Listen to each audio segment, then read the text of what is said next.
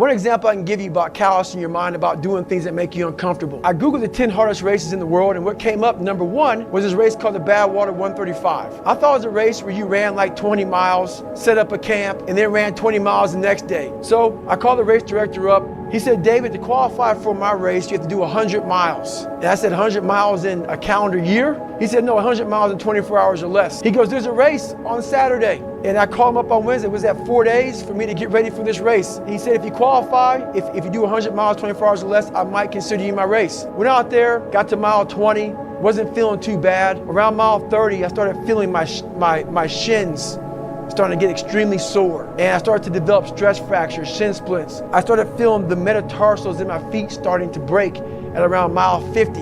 By mile 70, I was totally destroyed. And I sat down in this blue lawn chair and I literally couldn't stand up. I was discolored, I was pale.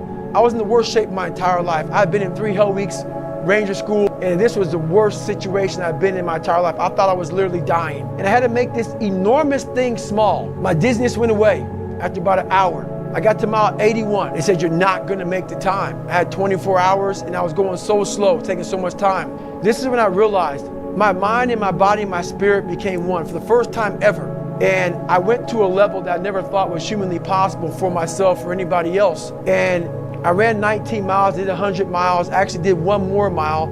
I did 101 miles in 18 hours and 56 minutes.